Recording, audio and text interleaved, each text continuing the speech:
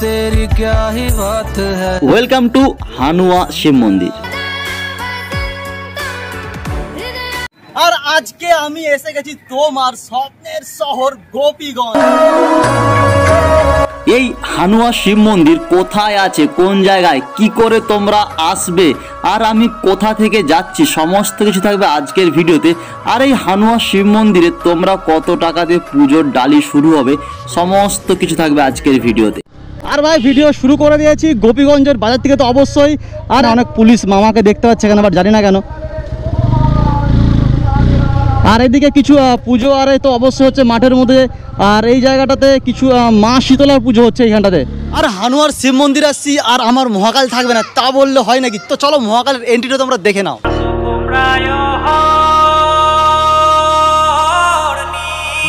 আর এখন এসে গেছি কৈজুড়িতে। আর হ্যাঁ ভাই, আমি পূর্ব মেদিনীপুর ছেলে, এখন চলে আসি পশ্চিম মেদিনীপুর। এরপর যাব তোমাদের, আরে কি আর বলবো, হাওড়া যাচ্ছি তোমাদের হানুয়ার যে শিব মন্দির, তো সেখানে অবশ্যই যাবো। আর হ্যাঁ ভাই, পূর্ব পশ্চিম এবারে যাবো হাওড়া। হাওড়া কি পড়ছে মনে হচ্ছে উত্তর উত্তর পড়তে পারে, হুগলি, ওটা হুগলি পড়ছে হানুয়া। আর এই দাদার যাবে আমার সঙ্গে আজকে। এর একটা চ্যানেল, কি চ্যানেল, নাম কি বলবো? WB15 rider Saroj. WB15 rider Saroj, তোমরা দেখতে পারো চ্যানেলটা। আর ভাই হ্যাঁ, রয়্যাল ক্লাসিক জানি নামটা আমি ভুলে যাই, ঠিক আছে? চলো চলো, বেশি কিছু কথা না বলে যাওয়া যাক। ভাই মহাকালকে ঠিলতে ঠিলতে একটা মাথায় এলো। ওই দিকটা হচ্ছে হাওড়া আর এই দিকটা হচ্ছে হুগলি, আর আমার পেছন দিকে তো ভাই মেদিনীপুর। के दो पंख लेके उड़ा चला जाए रे, जान नहीं जाना था ये वहीं चला है रे, उम्र का ये ताना बाना समझ न पाए रे, जुबा पे जो मोह माया नमक लगाए रे, के देखे न भाले न जाने न दाए रे, দিশাহারা কেমন বোকা মনটায় রে।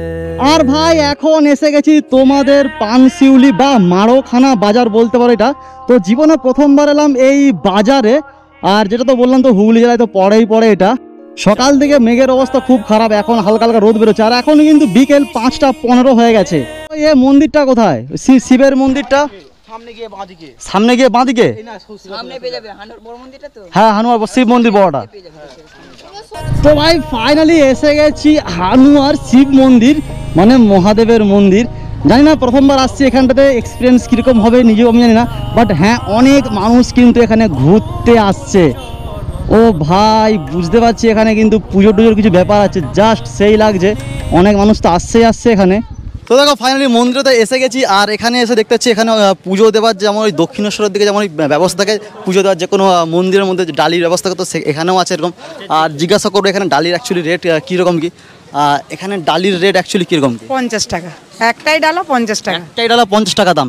আর এখানে ক্যামেরার জন্য যদি কেউ দূর থেকে আসে, কোনো বারণ কিছু আসে নাকি? না না, কোনো কিছু কোনো বারণ নেই, তাই তো? তো চলো ভেতরে ঢুকি। আর অ্যাকচুয়ালি প্রতিমা পুষ্প ভান্ডার দেখতেছো এখানে আছে, এখানে তাছাড়া অনেকগুলো আরও আছে তাছাড়াও। আর বলছিলাম এই মন্দিরের অ্যাকচুয়ালি মেন নাম কি? হানুয়া শিব দুর্গা মন্দির।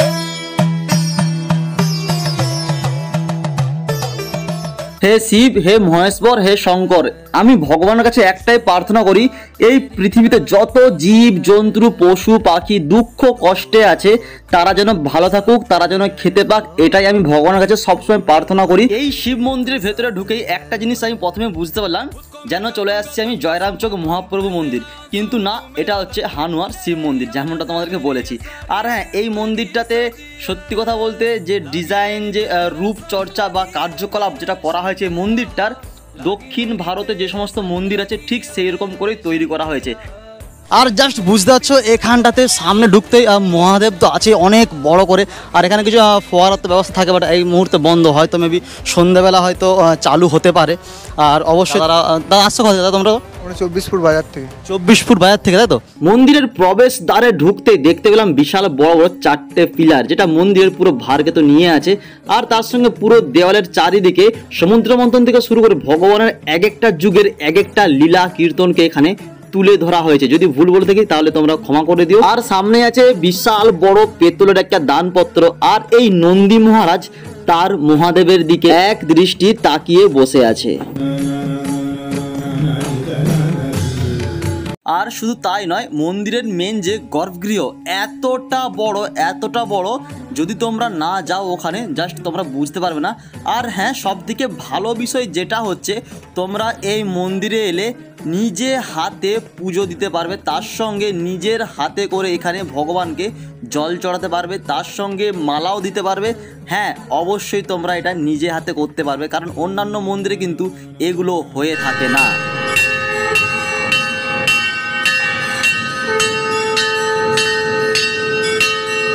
ভেতরে ঢুকে একটা জিনিস আমি দেখতে পেলাম, এখানে কিন্তু প্রত্যেকটা কিন্তু প্রতিমা কালো পাথরের তৈরি, বাট কী জন্য সেটা আমি জানি না। তো এখানকার যে পুরোহিত মশাই জিজ্ঞাসা করে নেব। এক নম্বর হচ্ছে উত্তর ভারতের মডেলে এইটা, এখানকার তো নয়। আর দ্বিতীয়ত হচ্ছে যে কোষ্ঠী পাথর, প্রত্যেকটা ঠাকুরেরই কোষ্ঠী পাথর দিয়ে তৈরি। তো কি ভাবছো তোমরা, আসছো তো এই হানুয়ার শিব মন্দিরে। আর একটা কথা বললে কি, এখানে নিজের নাম গোত্র নিয়েও পুজো দেওয়া হয়। যারা ঘাটাল, কোলাঘাট বা যোধখানেশ্বর এই সাইড দিয়ে আসতে চাও, তারা কিন্তু অবশ্যই গোপীগঞ্জ যে রাস্তা, গোপীগঞ্জ যে কৈজুড়ি রাস্তা যে নদী পার করবে, ঠিক হাওড়া, হুগলি আর মেদিনীপুর মানে পশ্চিম মেদিনীপুর ঠিক বর্ডারেই পড়বে। আর নিজের গার্লফ্রেন্ড, বয়ফ্রেন্ড, নিজের পরিজন মানুষের সঙ্গে অবশ্যই তোমরা একবার হলেও এই ভোলে বাবার কাছে দর্শন করতে আসতেই পারো। কি তোমরা আসছো তো? ছোট্ট একটা রাইড করে চলে এসো, দারুণ কাটবে দিনটা।